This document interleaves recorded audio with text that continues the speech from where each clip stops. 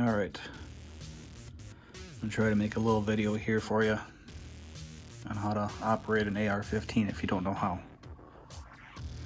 So this isn't gonna be some fancy video. It's not gonna be an hour long either, but hopefully we can just get to the point and kind of teach you how to use an AR-15 if you've never used one before. So obviously if this is your gun and it's sitting here and you want to shoot it, first thing you need to do, of course, is load the magazine with ammo. And to do that, it's different than a handgun. Where with a handgun you tend to put the bullets in the front and slide them back. With an AR-15 you set them straight in, just right on top of each other, just keep pushing them straight down. So if this thing was full of 30 rounds, you basically put it in the mag wall. Sometimes it's easier to tilt them forward and roll them in. Then people always tell you to go ahead and give it a good smack to make sure it's seated. But if this was full of ammo, and now that it's in there, you would now, with one hand here as I try to do this, take your charging handle here. This is the charging handle, and just release it with that. You basically pull this back. Do it with one hand, so hold on. Then you take this and note to self, that charging handle would go back by itself if it actually had ammo in it. You wouldn't have to push it forward. Chambered in there, but as you've seen, the magazine was empty, so there isn't.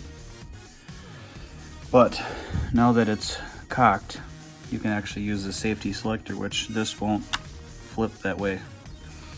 If it ain't cocked, it just won't let you do it. You can see it doesn't move, and flip her to fire and you get nothing. Because actually I got to use this lever.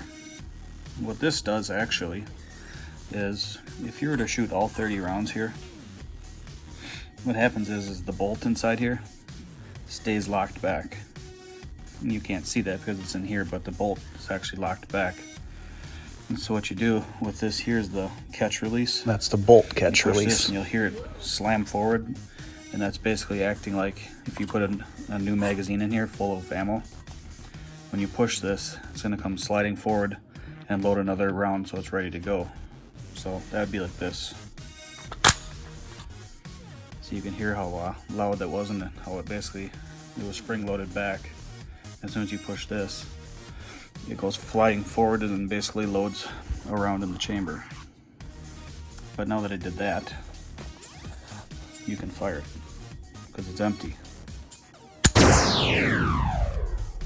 So that's kind of a awkward way of showing you how this works, but in general, load the magazine, put it in, take the charging handle, pull it back. That would chamber around, assuming you had ammo in there, which I didn't. And at that point, you can either flip it on safe.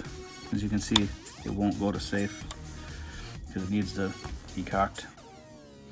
But at that point, you can either, it's ready to shoot, or flip it to safe. And then once you're done shooting this magazine out and it's empty, the bolt stays locked back.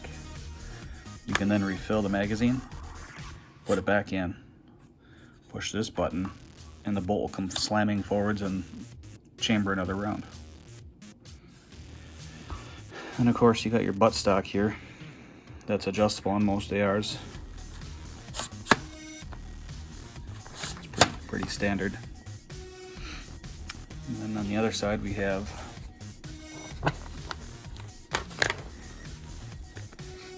this is your magazine release. So basically you push this and your magazine will come out. And this here is your forward assist. Basically, if you were firing this gun and you had a jam and it was partially chambered, which usually doesn't happen. I don't think I've ever used this before. But if it ever got halfway chambered, basically in theory, you can take this and force it to chamber around. Basically this guy here kind of engages in these teeth here. It basically forces this bolt to chamber around. So that's how that works. yeah.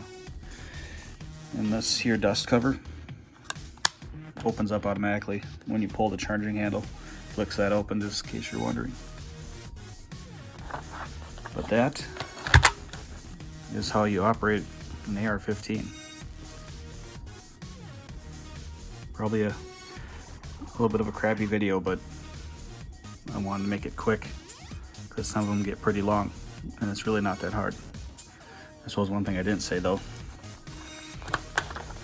your takedown pins, which yours probably don't look like mine, but this pin here, and this pin here, if you pull these out, the whole upper will come off the lower. So basically if you're to disassemble it, it just takes 2 pins. You just pull these out and this upper portion lifts up and off completely. Maybe I'll add some pictures of that at the end of this video. Alright, hopefully that helped. Hopefully I didn't sound like too big of an idiot, but it is what it is.